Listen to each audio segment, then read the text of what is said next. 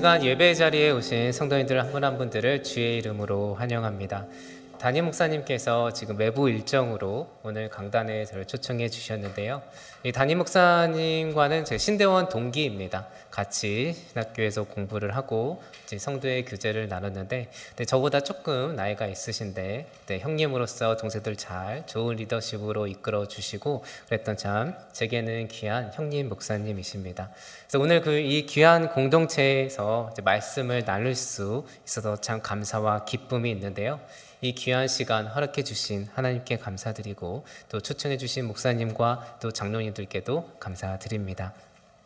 오늘 이 귀한 예배 가운데 하나님께서 영광 받으시고 그리고 하나님의 은혜와 긍휼이 우리 함께 하시는 성도님들의 삶과 가정에 충만하게 임하기를 소망합니다. 한 가지 질문으로 시작해 보고 싶습니다. 여러분, 하나님께서 이 천지 만물을 왜 창조하셨을까요? 아마 성경을 좀 공부하셨거나 신학을 조금 공부하신 분들은 바로 답하실 수 있으실 겁니다. 하나님께서 천지 만물을 창조하신 가장 궁극적인 목적은 하나님의 영광이다 라고 성경은 가르쳐 줍니다. 종교개혁자 칼빈은 하나님께서 온 세상 만물 가운데 하나님의 영광을 명백하고 분명하게 담아 놓으셔서 매일 성도가 눈을 뜰 때마다 하나님의 영광을 경험하지 않을 수 없게 만드셨다라고 기록합니다. 즉, 온 창조 세계가 하나님의 영광을 담아내고 있다는 것이죠. 그 가운데 하나님의 형상으로 만들어진 인간은, 우리는 하나님의 영광을 비추는 최고의 창조물입니다. 그리고 하나님께서는 그런 우리들과 이 창조 세상을 바라보시면서 심히 좋았더라라고 말씀하십니다. 하나님의 창조 세상 가운데 하나님의 영광을 담아내고 있는 하나님의 형상들이 존재하는 것을 바라보시면서 하나님께서는 너무 좋다, 심히 기쁘다 말씀하시는 겁니다. 여러분, 우리가 하나님의 형상으로 창조되었다라는 것의 의미가 무엇인지 아십니까? 그 의미 중에 아주 중요한 한 가지 의미는 우리들 한 사람 한 사람이, 성도된 여러분 한 분 한 분들이 하나님의 영광스러운 임재를 안고 있다는 것입니다.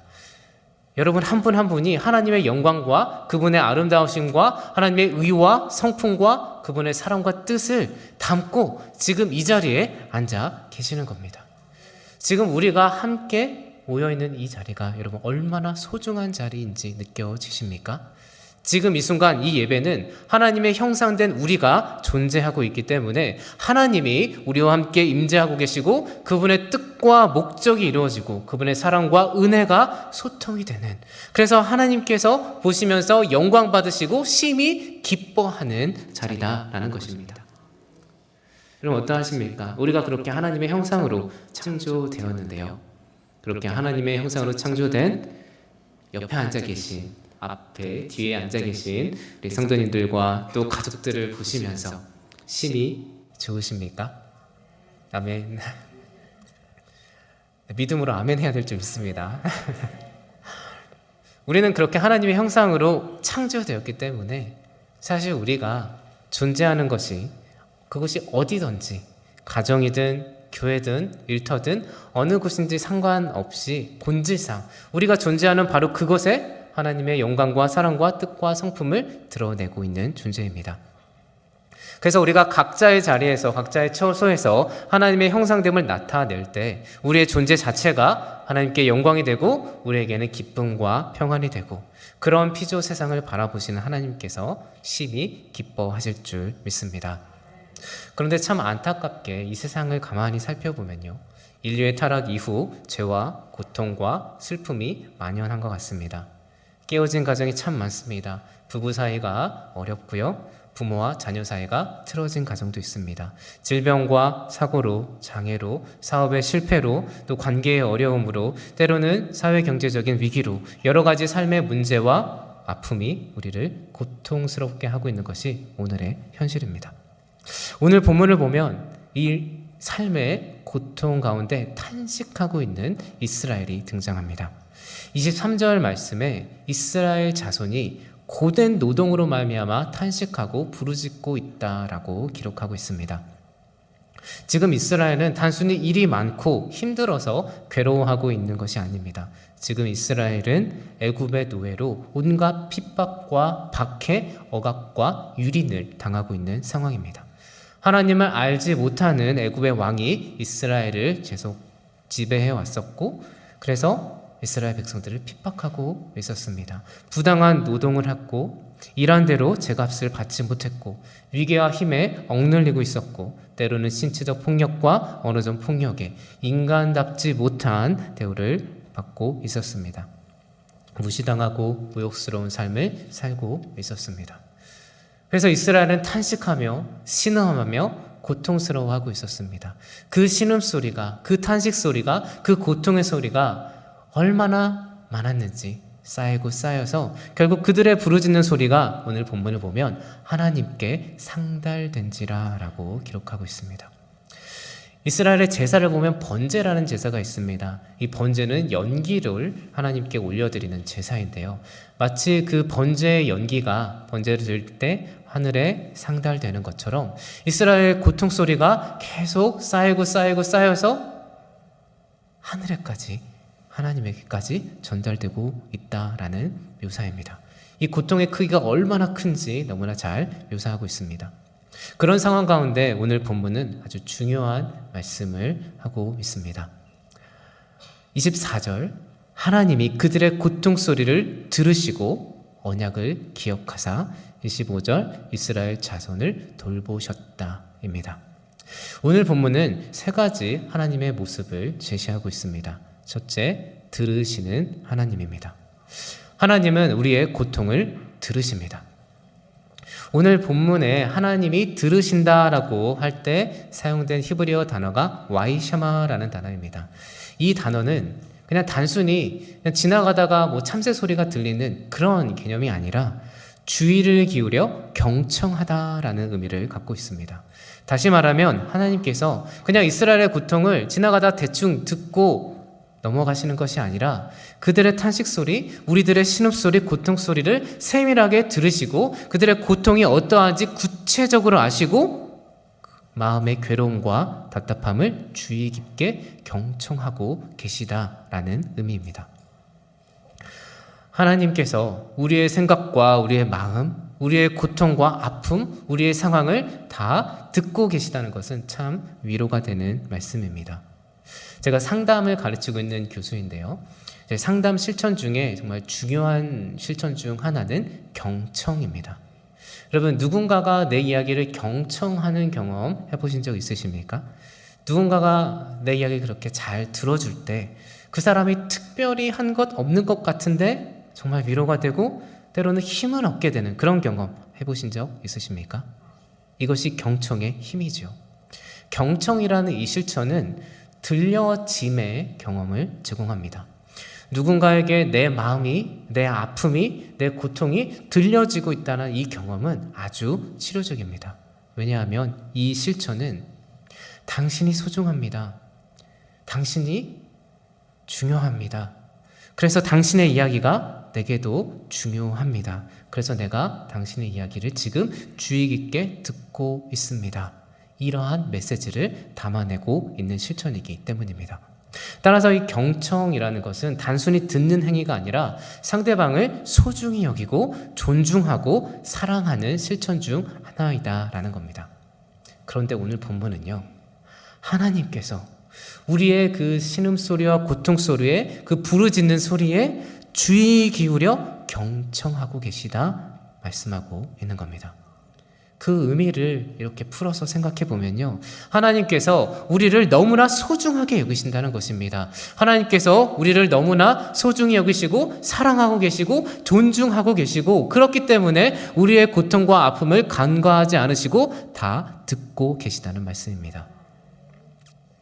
따라서 성도에게는 고난과 아픔 가운데, 어려움 현실 가운데 위로자 되신 하나님이 있습니다. 언제나 하나님께서 함께 하고 계시고 하나님께서 듣고 계십니다. 그래서 성도는 결코 혼자일 수 없습니다. 우리는 종종 때때로 너무 고통스러워서 기도조차 나오지 않고 그저 신음하며 고통스러워 눈물만 흘리고 있을 때가 있습니다. 그런데 그 순간, 그때조차 하나님은 그 눈물의 소리를 듣고 계십니다. 그저 우리를 홀로 두지 않으십니다.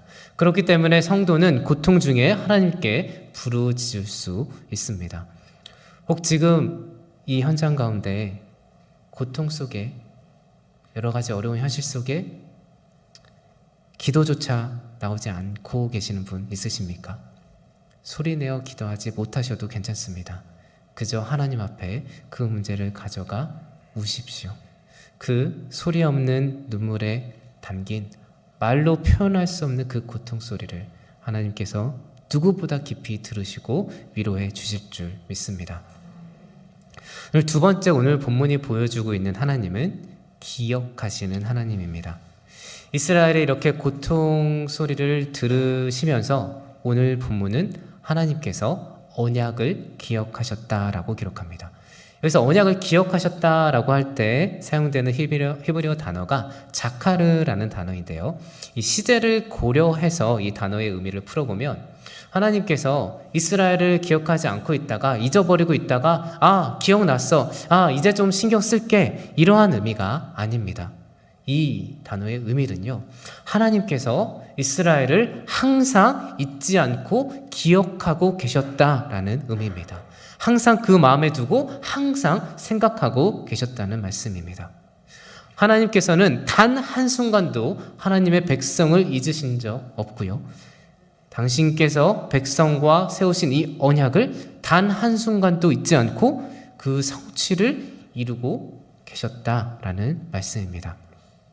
때때로 우리가 고통 중에 어려운 현실 속에 있으면 하나님이 나를 잊으신 것 같아요. 하나님께서 나를 기억하고 계시지 않는 것 같을 때가 있습니다. 그러나 오늘 본문은 분명하게 이야기합니다. 하나님께서는 단 한순간도 우리를 잊으신 적 없다고 이야기합니다. 언약을 기억하셨다라고 오늘 본문이 기록하고 있는데요, 언약의 속성 중 하나는 영원성입니다. 언약은 하나님께서 하나님의 자녀들과 맺은 영원한 언약입니다. 영원 전부터 삼위 하나님께서 세우신 이 언약이 그리스도 안에서 새 언약으로 성취된 것이지요. 그래서 하나님은요, 영원한 우리의 아버지 되시고 우리는 영원한 그의 자녀가 되었습니다. 따라서 영원한 아버지 하나님과 그의 자녀된, 성도된 우리의 관계는요, 그리스도 안에서 영원토록 변할 수 없는 언약의 관계입니다. 그래서 그 영원한 아버지 되신 그 하나님께서는 우리가 어떠한 상황, 어떠한 순간 가운데 있다 할지라도요, 우리를 결코 잊으시지 않고 그 언약 가운데 우리를 그의 자녀 삼으시며 변함없이 영원토록 우리의 아버지가 되신다라고 오늘 본문을 통해서 우리는 깨달을 수 있습니다. 여러분, 아버지의 마음이 어떻습니까? 저도 아까 우리 소개해 주셨듯이 자녀가 넷 있는데요, 딸 둘, 아들 둘 이렇게 키우고 있습니다. 아버지의 마음, 부모의 마음, 여러분 어떻습니까? 우리가 자녀를 키우다 보면요, 참 좋은 것이 있으면 나눠주고 싶고, 맛있는 거 있으면 이 아이와 함께 나누고 싶습니다. 더 잘해주고 싶고, 매번 더 잘해주지 못해서 미안한 것이 보편적인 부모의 마음이죠. 특히 우리 아이가 고통 중에 있으면 어떻습니까? 질병으로 아파하고 있습니다. 병원에 입원했습니다. 그래서 신음하고 있습니다. 울부짖고 있습니다. 장애가 있습니다. 고통이 있습니다. 만약 그러하다면 부모는요, 한순간도 그 아이를 잊지 못합니다. 일할 때도 그 아이가 생각이 납니다. 밥을 먹을 때도 계속 생각이 납니다. 병상 중에, 아픔 중에 이 아이가 계속 생각이 나죠. 더 아프지는 않을까? 주의해야 될 것은 무엇일지? 약은 언제 줘야 하는지? 어떻게 도와줘야 하고 어떻게 치료해야 하는지 한시도 잊지 못하는 것이 부모의 마음입니다. 때로는 어떻게 도와주고 치료해야 할지 몰라 가슴을 찢어내는 것이 부모의 마음이죠. 육신의 부모도 그러할진데 영원한 언약 가운데 우리를 위해 십자가를 허락하신 아버지 하나님의 마음은 어떠하시겠습니까? 우리가 고통 중에, 아픔 중에, 괴로움 중에, 그런 어려운 현실을 살아가면서 신음하고 쓰러져 있을 때 그런 우리를 바라보시는 우리의 아버지 하나님의 마음은 아마 육신의 부모가 그러한 것처럼 참 가슴 찢으시면서 안타까워 하실지도 모르겠습니다. 하나님께서는 오는 본문을 통해서 고통 가운데 있는 우리를 한순간도 잊은 적 없고 기억하고 계시다 말씀하십니다. 하나님께서는 창세 전부터 우리를 기억하며 택하셨습니다. 그리고 하나님께서는 그분의 특별한 목적과 섭리 가운데 우리의 존재를 기억하면서 지금 이 순간 여러분의 가정에, 이 공동체에, 여러분의 현장 가운데 두셨습니다. 그리고 지금 이 순간도 그 영원한 하나님의 언약 가운데 앞으로 우리의 삶 가운데 이루실 당신의 역사를 기억하시면서 그 우리의 존재를 기억하시면서 하나님 나라의 역사를 운행해 가고 계십니다. 하나님께서 그렇게 우리를 기억하고 계시니 하나님이 이루시겠죠. 그래서 우리는 고난과 어려운 현실 속에서도 성도된 우리는 하나님을 신뢰하며 포기하지 않을 수 있습니다. 언약의 주 되신 하나님께서 우리를 기억하고 계시니 반드시 하나님의 뜻이 우리의 삶 가운데 이루어질 것을 확신할 수 있기 때문입니다. 세 번째, 오늘 본문이 묘사하고 있는 하나님은 돌보시는 하나님입니다. 하나님께서는 하나님의 자녀를 돌보십니다. 오늘 25절을 보면 현대개역개정은 돌보고 기억하셨다 이렇게 기록하고 있는데요. 원래 이 원어를 좀 확인해 보면 이 보셨다라는 것 와야르라는 단어를 사용하고요. 아셨다 와예다라는 단어를 사용합니다. 그래서 우리말 번역으로는 23절 앞절에서 이야기했던 기억과 25절의 기억 같은 단어로 이것을 번역해놔서 약간 혼동이 있을 수 있는데 이 원문의 문맥을 그대로 좀 읽어보면 하나님께서는요 지금 이스라엘을 보고 아셨다라는 이야기를 하고 있습니다. 다시 말하면 이스라엘이 고통 중에 하나님께 부르짖는 그 소리를 들으셨고 그 이스라엘을 언약 가운데 기억하고 계셨던 하나님이 지금 다 보고 계시고 알고 계시다라고 말씀하고 있다는 것입니다. 그래, 내가 다 알고 있어. 지금 얼마나 고통스러운지, 어떻게 그 상황 버티고 있는지, 얼마나 지금 그 현실이 부당하고 적절하지 않은지, 공평과 정의와 사랑이 어떻게 지금 깨어져 있는지 내가 다 보고 알고 있어 라고 하나님께서 말씀하고 계시는 겁니다. 오늘 이 본문은 이스라엘의 고통을 하나님께서 다 들으시고 다 알고 계시다. 그리고 그분이 언약과 언약의 자손된 우리들을 기억하고 계시다는 이 메시지를 전하고 있습니다. 이 메시지는 놀라운 소망을 담고 있습니다. 아, 하나님께서 들으셨구나. 하나님이 다 보고 계셨구나. 하나님이 다 알고 계시는구나. 하나님이 나를 결코 고통 중에 버리지 않고 기억하고 계셨구나. 그러니 이제 하나님께서 일하시겠구나. 소망이 담겨져 있습니다. 그래서 이후의 내용을 보면 하나님께서 이스라엘을 애굽에서 구원하기 위해 모세를 보내시고 결국 출애굽을 이루시죠. 오늘날 우리의 삶은 어떻습니까? 오늘 우리의 현실을 돌아보면 참 생각지도 못한 많은 어려움과 고통이 있습니다. 우리가 신앙생활을 하면 참 좋은 일만 있을 것 같습니다. 그랬으면 좋겠죠. 그런데 신앙생활을 해도 여전히 삶에 고통과 어려움이 있습니다. 예수님 믿는데 뭔가 기적 같은 일이 일어날 줄 알았는데 고통과 아픔 없이 다 그냥 내 뜻대로 잘 될 줄 알았는데 여전히 내 삶의 현실은 어렵고 여전히 나의 질병 혹은 가족의 질병은 사라지지 않을 수 있습니다. 불평과 장애로 상처로 평생 반복되는 고통이 있을 수 있습니다. 때로는 외상 사건도 일어나죠. 그리고 외상 사건으로 입은 그 피해 때문에 깨어진 관계, 경제 사회적인 손상, 그 사건을 잃어버린 기회, 교육, 그 시간 혹은 때로는 가족까지 결코 돌이킬 수 없는 그런 아픔의 현실들이 오늘날 이 타락한 상황 속에서 우리가 성도로서 신앙생활을 하면서 버텨내고 있는 현실입니다. 이러한 삶의 무게는 우리의 마음을 짓누릅니다. 때로는 신음하며 탄식하며 겨우겨우 삶을 살아가며 신앙생활을 하고 있는 분도 계십니다. 어쩌면 지금 이 현장에도 그런 분이 계실지 모르겠습니다. 그런 아픔 속에서 종종 우리는 성도임에도 불구하고 하나님이 정말 나를 기억하고 계신가? 하나님이 내 마음을 알고 계신가? 마치 하나님이 내 상황을 모르는 것 같고 매정한 분 마냥 하나님이 무엇을 하고 계신지, 정말 나를 사랑하고 계시는지 의문을 갖기도 합니다. 그런 마음이 들 때 성도 여러분, 오늘 본문을 꼭 기억하시기 소망합니다.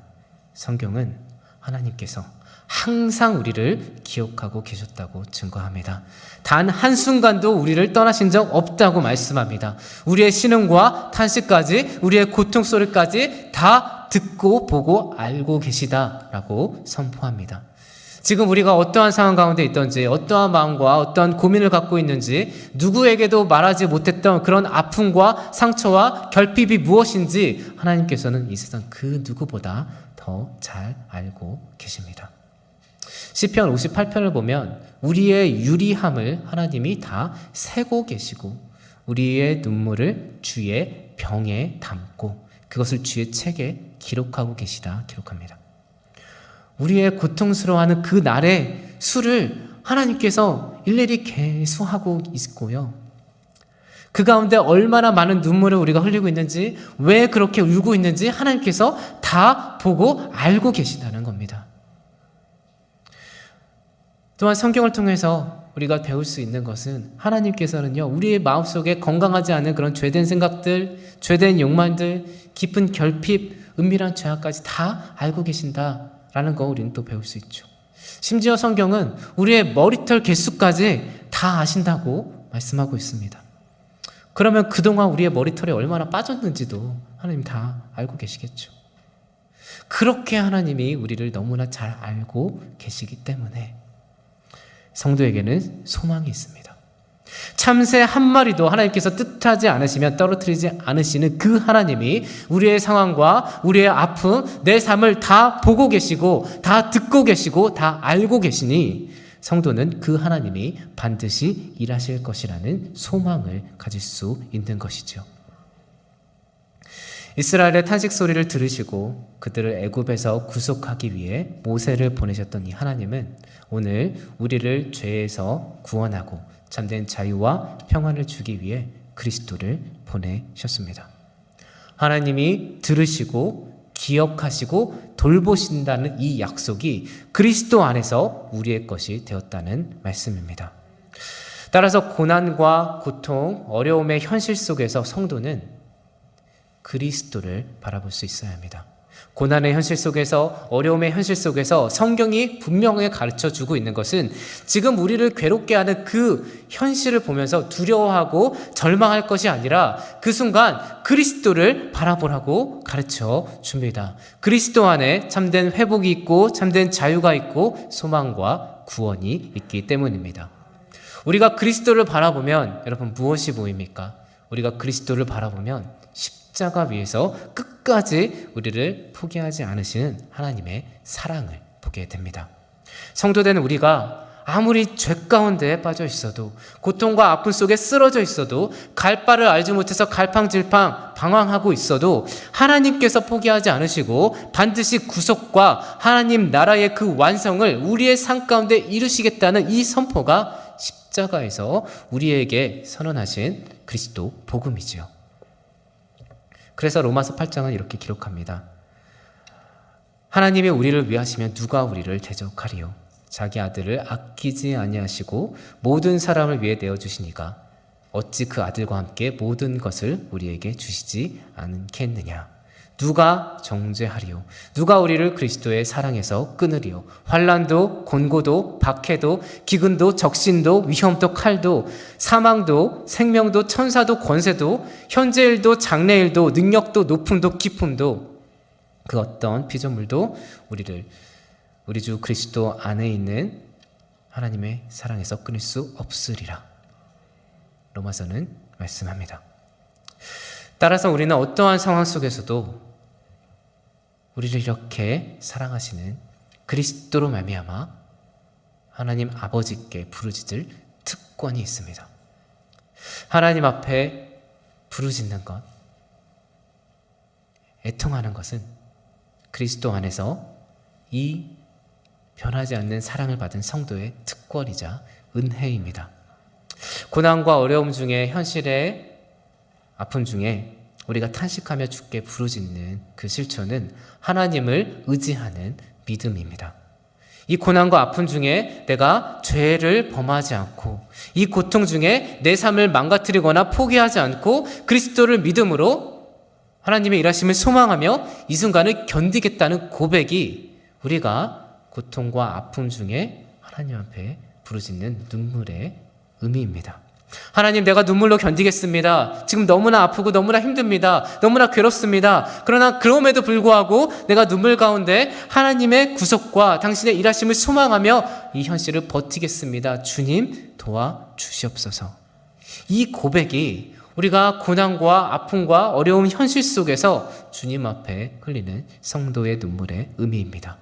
이 눈물의 고백을 하나님께서는 결코 땅에 떨어뜨리지 않으시고 들으신다 약속하십니다.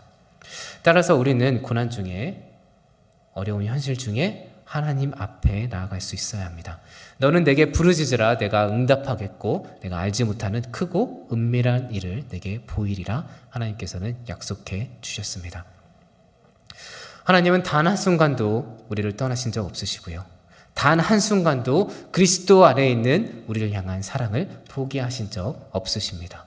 홍해를 가르시고 병든 자를 고치시고 죽은 자를 살리신 그 하나님이 바로 우리의 영원한 아버지 되신 하나님이십니다.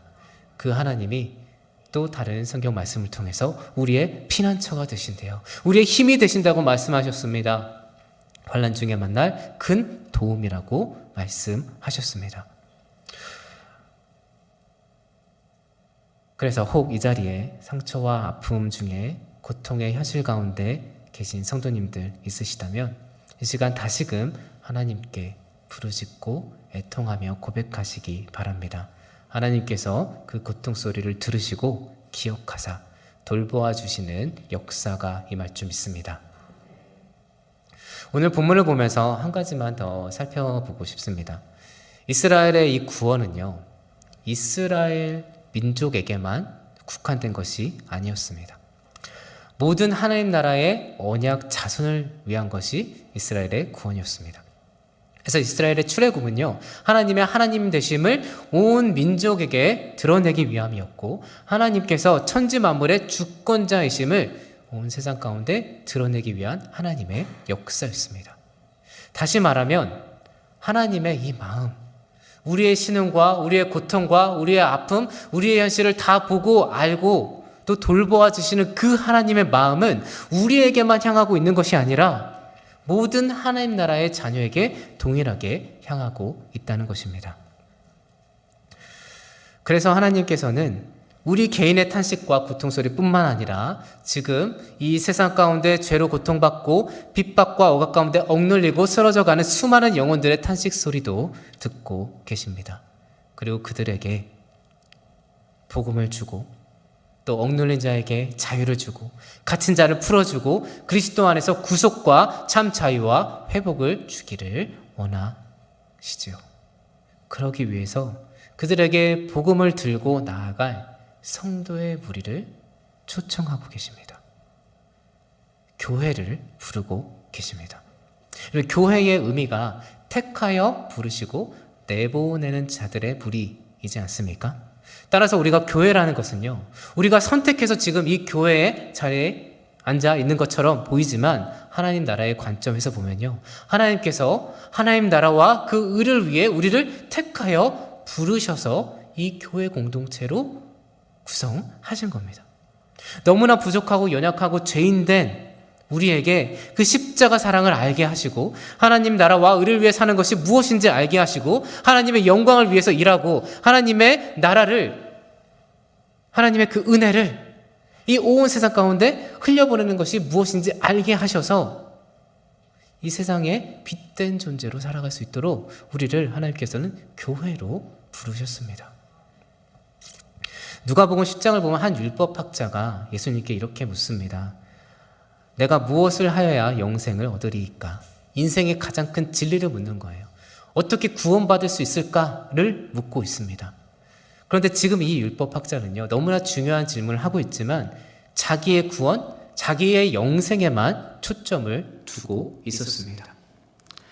그래서 예수께서 말씀하시죠. 내 마음을 다하고 목숨을 다하고 힘을 다하고 뜻을 다하여 주 너의 하나님을 사랑하고 내 이웃을 사랑하라. 그러자 율법학자가 자기를 옳게 보이려고 내 이웃이 누구니까? 라고 묻자 예수님께서 그 유명한 사마리아인의 비유를 말씀해 주십니다. 어떤 사람이 강도를 만나서 거의 죽게 되었습니다. 한 제사장이 지나가다가 거의 죽게 된 것을 보고 피하여 지나갑니다. 레위인도 그를 보고 피하여 지나갑니다.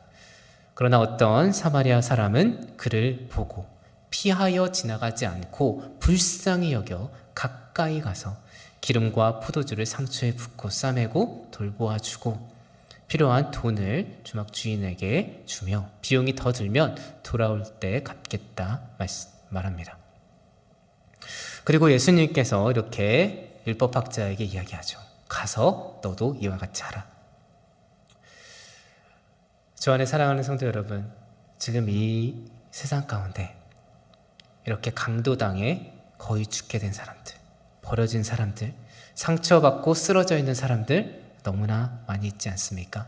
영적으로 눈먼 자들도 있습니다. 죄인 줄 아는데 죽게 돌아가야 하는데 죄에 사로잡혀 허우적대고 있는 사람들도 있습니다. 때로는 죄가 죄인 줄도 모르고 그것이 하나의 문화인 줄 착각하며 살아가는 사람들도 있습니다.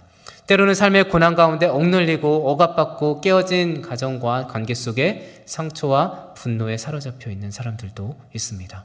그들의 신음소리와 그들의 탄식소리가, 그들의 고통소리가 우리의 고통소리와 함께 하나님 앞에 쌓이고 쌓여서 상달되고 있습니다.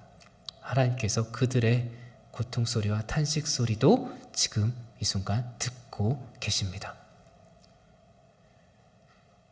그리고 이스라엘을 위해 모세를 준비하시고 그들에게 모세를 보내셨던 것처럼 하나님께서는 오늘 그러한 하나님의 마음을 알고 그리스도의 마음을 품은 오늘날 성도된 교회를 이 세상 가운데 보내고 계십니다. 이 비유에서 나오는 제사장이나 레위인처럼 그런 제사만 드릴 것이 아니라 종교 행위만 할 것이 아니라 가서 너희도 이와 같이 하라 말씀하십니다. 하나님께서는 이 지역사회 가운데 하나님의 자녀들이 죄와 고통 가운데 쓰러져 가고 있는 것을 그냥 두지 않으십니다. 그들을 위해 하나님의 마음을 품은 사람들을 준비시키시고 그들을 하나님의 때에 만나게 하십니다. 그들에게 복음을 증거하고 복음 안에서 치유와 회복과 성장을 제공할 수 있는 그 한 사람이 저는 지금 이 자리에 함께 예배드리고 있는 성도님들 한 분 한 분들이라고 저는 확신합니다. 그래서 우리는 우리의 죄와 우리의 아픔과 이 고통의 문제를 그리스도 안에서 해결하고 회복해가는 동시에 이 세상에 복음을 들고 나아가야 합니다. 이 세상에 그리스도의 그 마음을 들고 탄식하며 고통 가운데 기다리고 있는 그 수많은 영혼들을 위해 그리스도의 빛을 들고 나아갈 수 있어야 합니다. 하나님 나라의 이 일에 우리 성도된 교회가 준비되어야 합니다. 여러분, 하나님의 섭리를 믿으십니까? 여러분들을 성도로, 교회로 부르신 하나님의 섭리를 믿으십니까? 정말 믿으십니까? 성경은 성도가 잘 먹고 잘 사는 것을 목표로 살라고 가르친 적이 없습니다. 성경은 성도가 하나님의 영광을 위해 살고 하나님 나라와 의를 위해 살고 당신의 그 섭리 가운데 이 세상의 빛과 소금의 역할을 감당할 것을 권면하고 있습니다.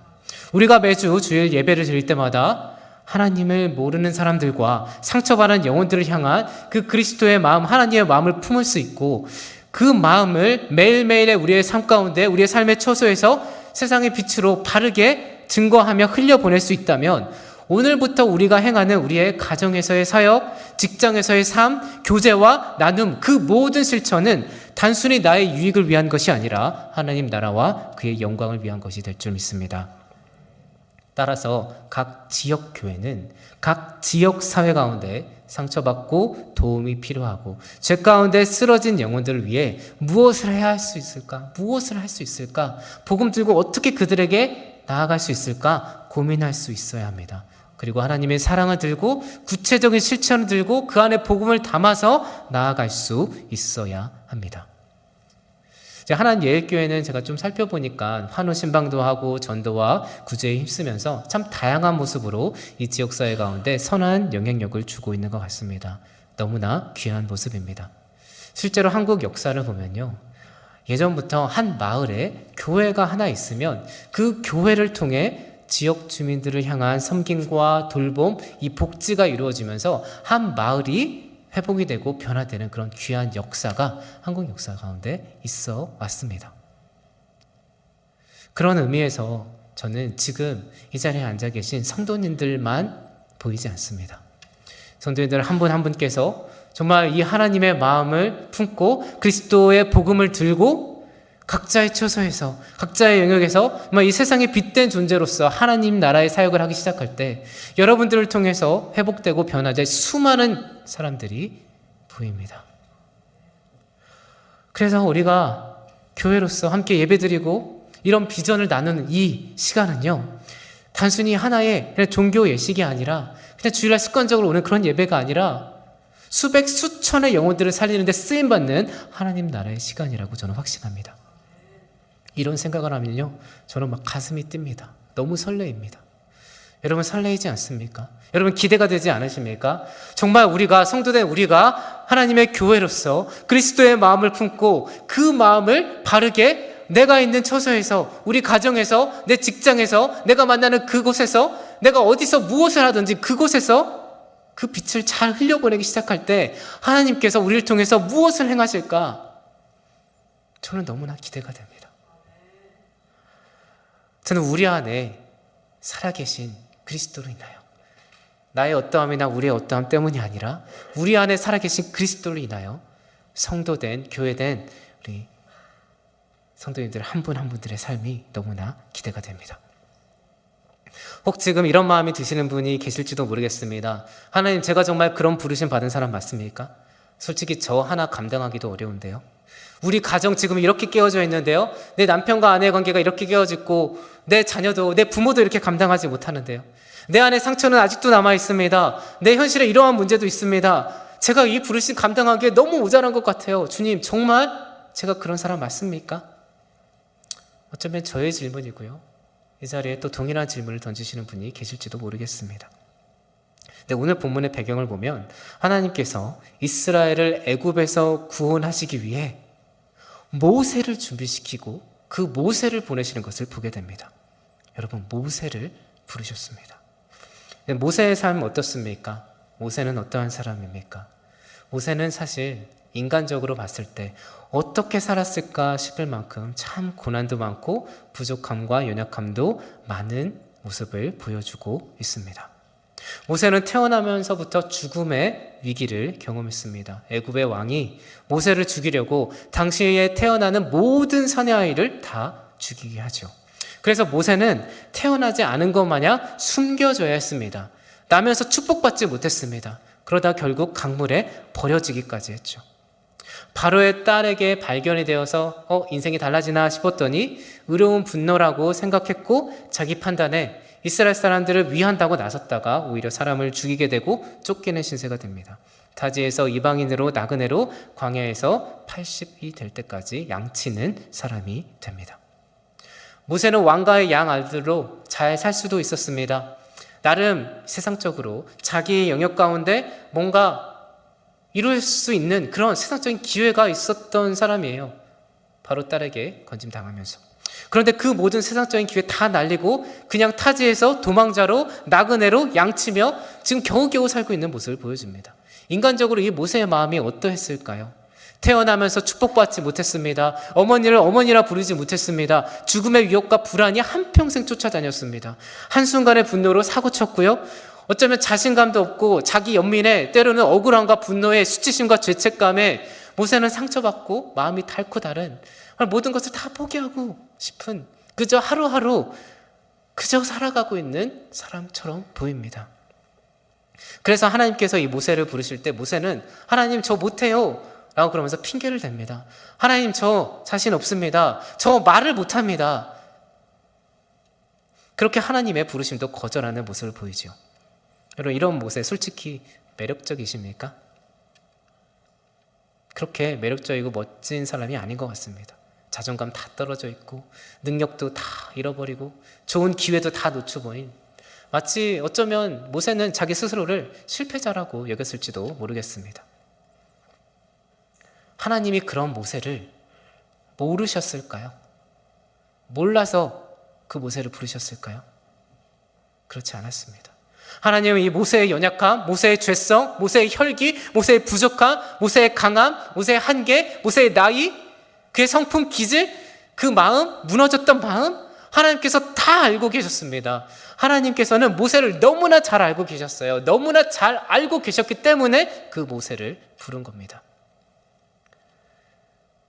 그런 모세를 하나님께서는 하나님의 영광을 택하여 부르시고 준비시키셔서 사용하셨습니다.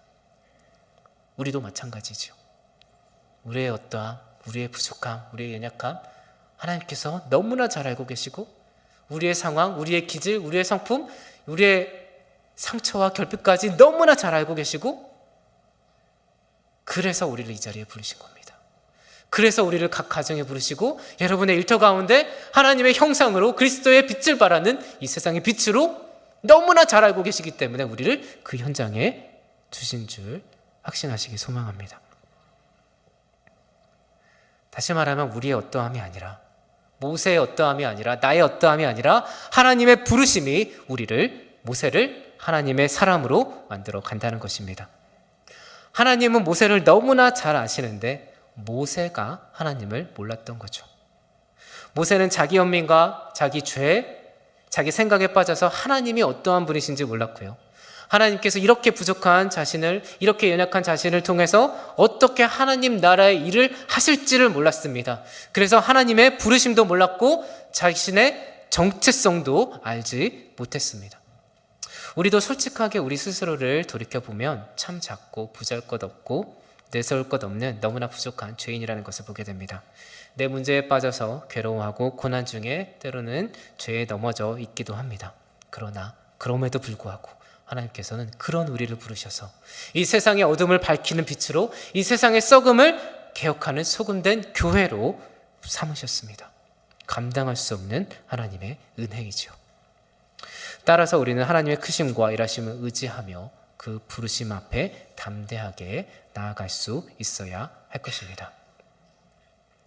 오늘 본문을 시작하면서 23절 말씀을 보면요, 애굽 왕이 죽었다라고 성경은 기록합니다.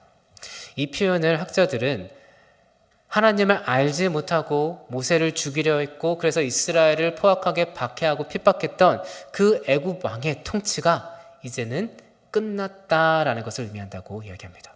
하나님을 알지 못해서 이스라엘을 괴롭히고 고통스럽게 했던 그 애굽의 왕, 그 이스라엘을 괴롭혔던 애굽의 왕이 이제는 죽었고 하나님께서 언약의 자손들을 통치하시는 그런 새로운 시대가, 하나님 나라의 역사가 이제 시작될 것이다 라는 것을 암시하고 있는 표현이다 라고 주석하고 있습니다.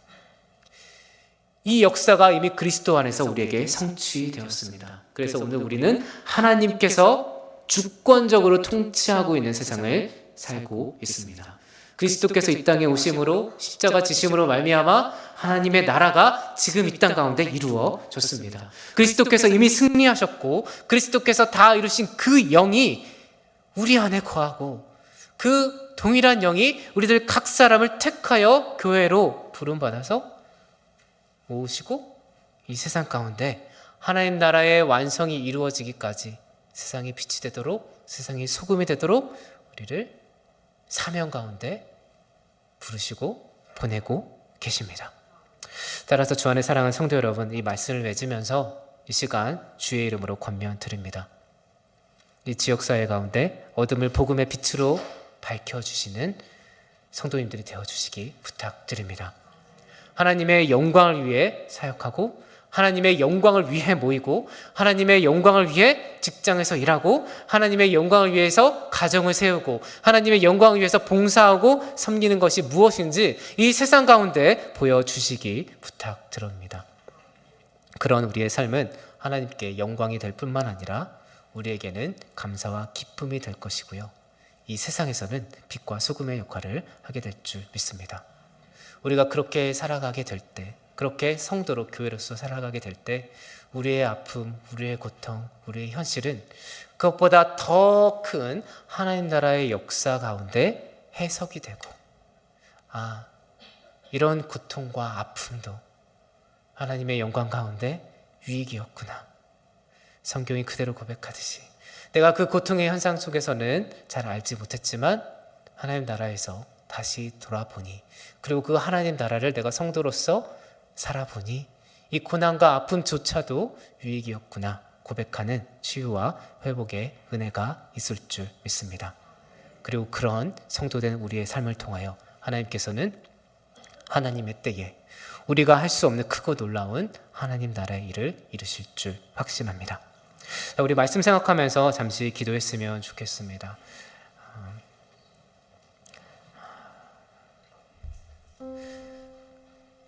우리 사실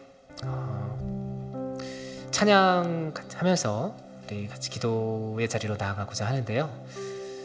아버지 당신의 마음이 있는 곳에 라는 찬양입니다. 우리의 고통과 아픔의 문제도 참 큰 문제이지만 이 세상을 향한 고통과 아픔의 문제, 하나님께서 그들의 부르짖음을 듣고 있는 하나님의 마음이 담겨 있는 곳입니다. 우리가 그들을 향해, 또 이 세상을 향해, 또 나의 삶 가운데 하나님의 나라가 온전히 이루어지지 않고 있는 그런 현실 가운데 우리가 하나님의 존재를 들고 가야 하는 줄 믿습니다. 그 존재로 우리를 부르셨고 그 존재로 우리를 성도로 삼아 주셨습니다. 우리 찬양하시면서 하나님 아버지의 마음을 한번 생각해 보셨으면 좋겠고요. 나의 현실을 향한 하나님 아버지의 마음, 그리고 이 세상을 향한 하나님의 아버지의 마음을 담아 보시기 소망합니다.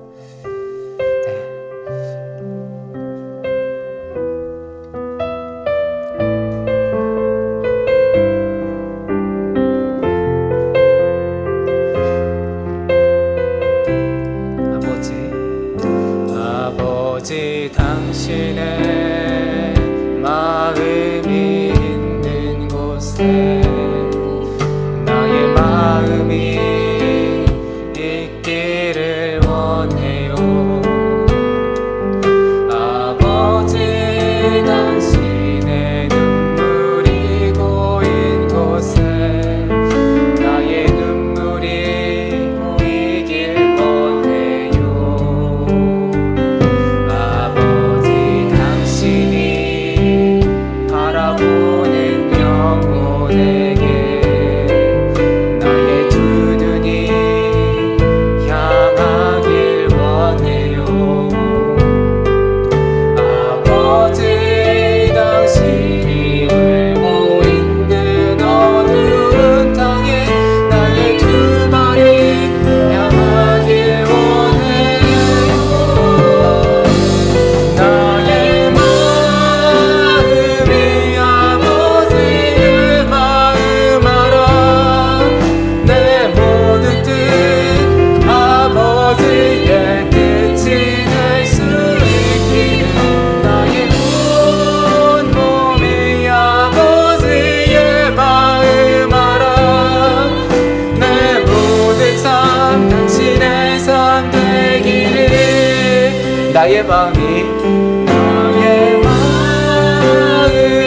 아버지의 마음 알아. 내 모든 뜻 아버지의 뜻이 될 수 있기를. 나의 온 몸이 아버지의 마음 알아. 내 모든 삶 당신의 삶 되기를. 시간 말씀 생각하면서 우리 기도하겠습니다. 하나님이 우리를 이곳에 성도로 교회로 부르셨습니다. 지금 이 시간 수많은 영혼들이 고난과 아픔 가운데, 죄 가운데 살아가고 있습니다. 만약 지금 무엇보다 먼저 내가 그 어려움과 아픔과 고난의 현실 속에 있다면 하나님 이 시간 나의 그 아픔, 나의 연약함, 나의 부족함, 내 고통, 내 죄 주님께서 다 하신다 말씀하셨사오니 주께서 주께서 다 듣고 계시다 말씀하셨사오니 내가 이제 그 모든 것들 주 앞에 내려놓습니다. 주님 회복시켜 주시고 치유하여 주시고 죄들을 깨끗이 씻겨 주시고 주님 돌보아 주시옵소서. 그렇게 기도하시고 더 나아가 주님 이제 주께서 돌보시는 그 은혜를 들고 주께서 나를 생각하시는 그 복음을 들고 내가 이 세상 가운데 나아가기를 소망합니다. 이 세상의 빛과 소금대 같은 사람이 될 수 있도록 주님 은혜 더하여 주시옵소서. 하나님 우리를 준비시키시고 이 교회를 준비시키시고 그래서 내가 우리 가정 가운데 우리 교회 가운데 우리 일터 가운데 어디서 무엇을 하는지 하나님의 영광이 드러내는 그런 삶 살아갈 수 있도록 은혜 더하여 주시옵소서. 간절히 하나님의 은혜를 구하며 이 시간 함께 기도하겠습니다.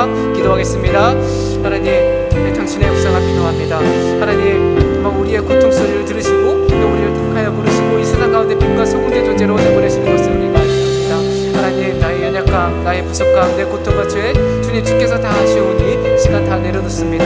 주님 나를 회복시키시고 변화시켜 주시옵소서. 새롭게 하여 주시옵소서. 그래서 이제 새로운 피조물로 이제 그리스도인으로 이제 나아가기 소망합니다. 그래서 내가 살아있는 이곳이 내가 그곳이 가정이든 교회이든 일터이든 어디서 무엇을 하든지 내가 그곳에 존재하기 때문에 하나님의 역사가 들어가고 하나님의 사랑이 드러나고 하나님의 은혜가 흘러갈 수 있는 그런 은혜가 있을 수도 인도하여 주시옵소서. 그래서 우리가 어떠한 특별한 무엇을 해서가 아니라 내가 존재하는 그 자체로 이 세상에 빛이 되어서 그 빛이 있기 때문에 어둠에 몰려가는 그런 역사를 바라보며 하나님께 영광과 찬양을 올리는 은혜가 있을 수 있도록 주님 이 교회 성도님들 한 분 한 분들의 삶을 책임지고 인도하여 주시옵소서. 하나님 너무나 부족하고 죄인된 우리를 그리스도의 은혜로 택하여 부르시고 자녀 삼아 주셔서 감사드립니다. 우리에게 구원의 은혜를 주시고 또 교회된 은혜를 주심에 감사드립니다. 또한 우리의 기도를 들으시고 우리의 아픔과 상황 그리고 더 나아가 언약을 기억하시고 돌보아 주심에 감사드립니다.